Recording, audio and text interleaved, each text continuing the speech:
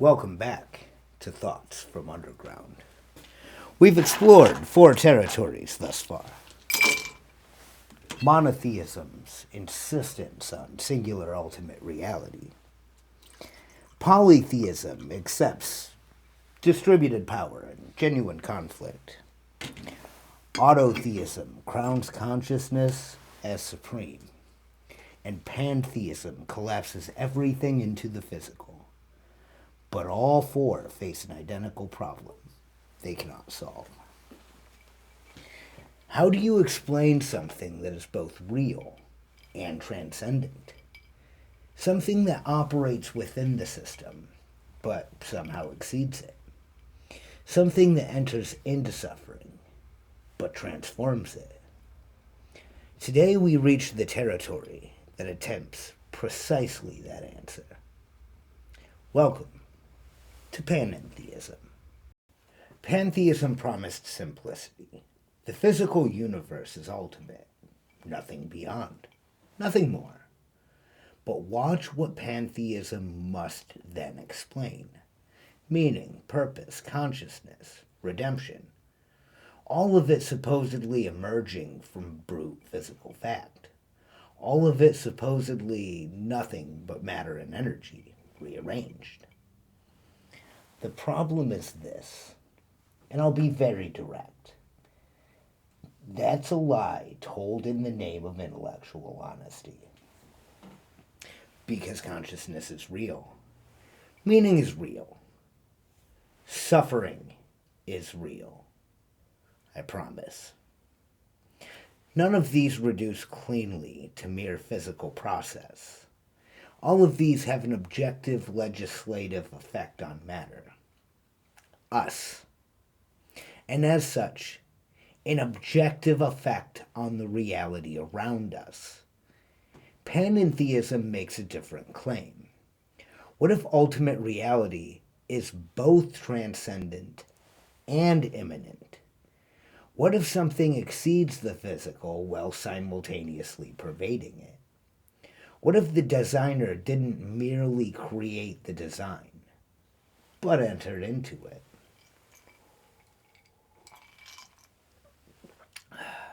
This is Panentheism's fundamental promise. Both and, instead of either or. Daniel Dennett is no mystic. He's a philosopher of mind, a hard materialist, an atheist who would recoil at being called anything else. And yet, in Darwin's Dangerous Idea, he describes something remarkably panentheistic. Dennett's insight? Evolution isn't random. It's not directionless. Natural selection generates design without requiring a designer. Physics establishes the rules. Evolution operates within those rules.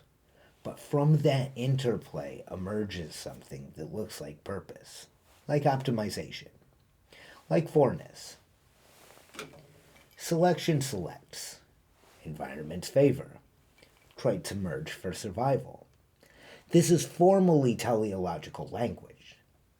Language of purpose and direction. But Dennett insists it's only as-if teleology. No consciousness intends it. No mind directs it. It merely appears purposeful. The mechanism is rigorous. Mutation, selection pressure, optimization across generations. But the perceptive will see what has happened. Physics has given birth to something that generates meaning. The designer has not appeared, but design has. Design without a designer.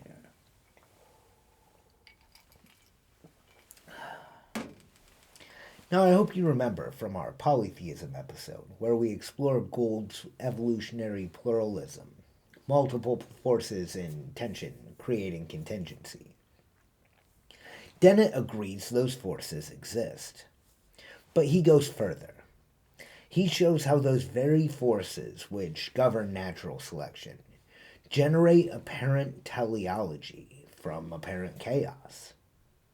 An ultimate process, operating within physical law, but not reducible to it. Here is where Dennett unwittingly describes panentheism.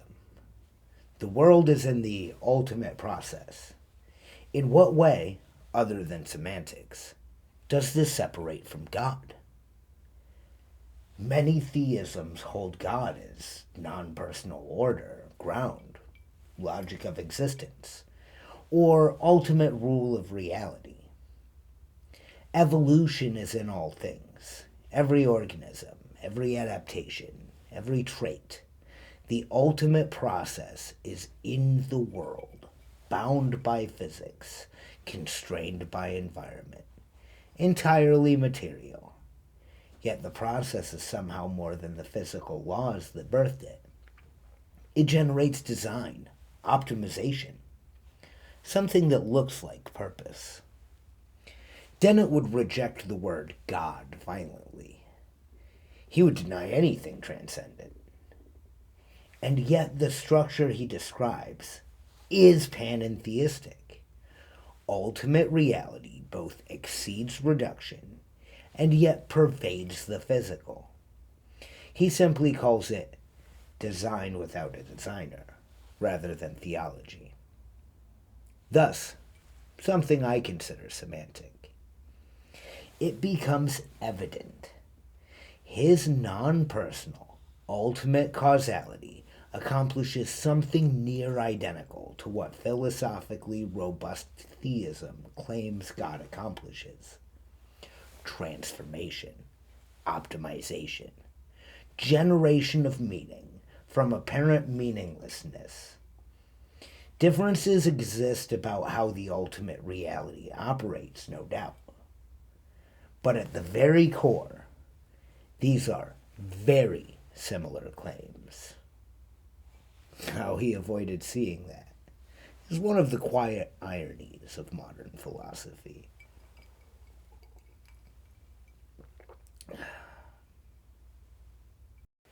Jürgen Moltmann approaches from the opposite direction entirely. Moltmann is explicitly theological. He begins not with physics or evolution, but with suffering, with the cross, with the apparent absence of God in human agony. His revolutionary claim: God does not merely observe suffering.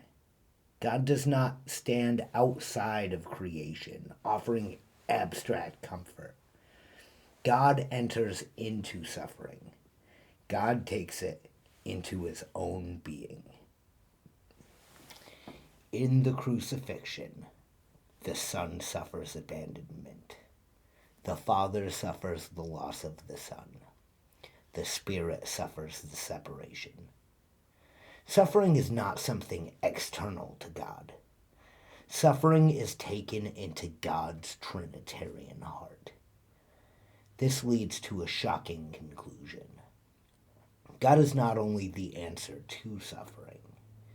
God is the one who has suffered. And the suffering is not passive. It's redemptive.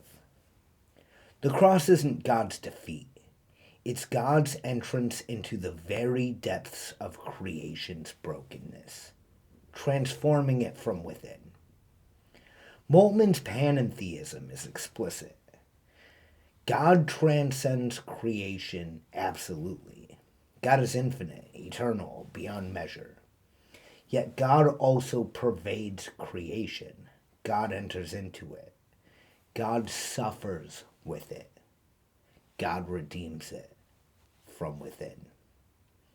The designer has entered the design and allowed himself to be broken by it, so that the design may be redeemed. Dennett and Moltmann describe nearly identical structures from opposite epistemological poles. Dennett says, physics generates evolution. Evolution generates design without designer. Ultimate process pervades all things, generates meaning, transforms apparent chaos. Moltmann says, God transcends creation. God enters into creation. God suffers with it, transforms it through redemptive participation. Both claim ultimate reality is in all things and beyond. Both claim this ultimate transforms the system from within. Both claim meaning and purpose emerge from this panentheistic structure. The difference? Dennett's ultimate process is non-personal, unconscious, generated from below. Moltmann's ultimate reality is personal, divine, received from above. But that's identical in structure. As the old adage goes, if it walks like a duck. Both built their nests in the sands and weeds of panentheism. Allow me to elaborate. Dennett insists his teleology is only as if. Selection appears purposeful, but intends nothing. Moltmann insists his teleology is genuine. God's redemptive purpose is real, intentional, and transformative. They contradict on this point, clearly. But watch what happens when you examine them closely. Dennett's as if generates real adaptation, real meaning, real direction in evolutionary history. Moltmann's genuine redemptive purpose generates real transformation, real hope, real meaning in human experience. Functionally, they produce identical results. The question panentheism forces upon us is subtle. Does the origin of purpose matter if its effects are identical? Does it matter whether teleology is as if or genuine, if both generate real meaning within the system? What, pray tell, is the difference?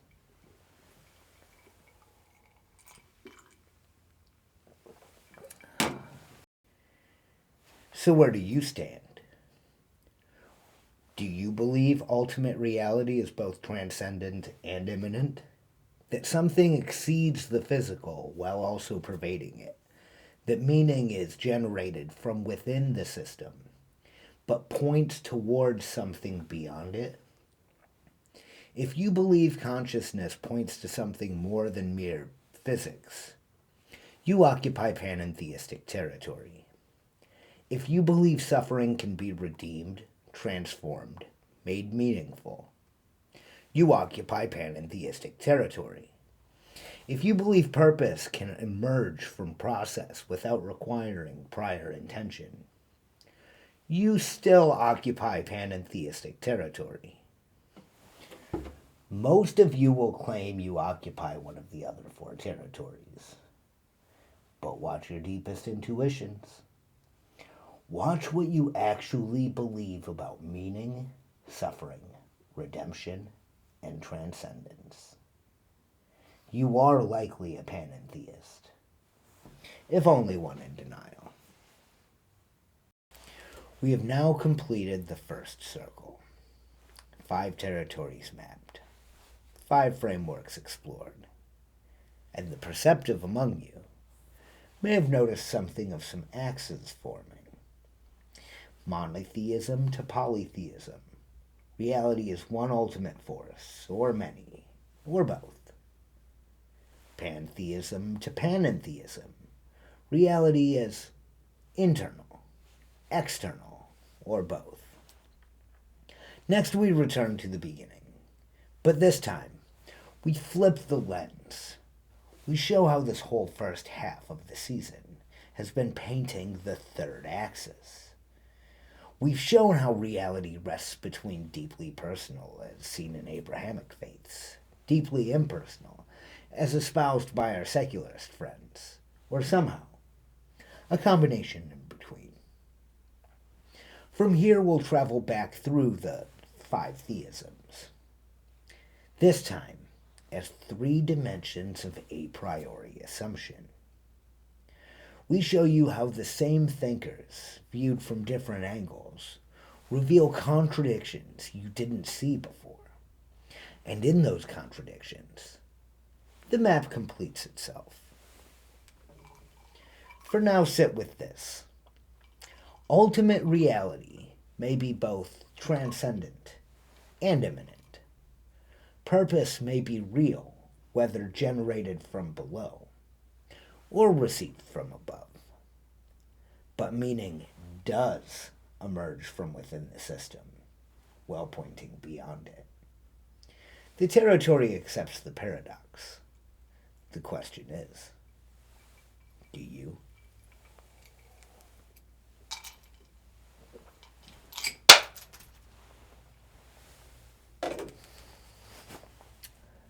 Until I see you next time,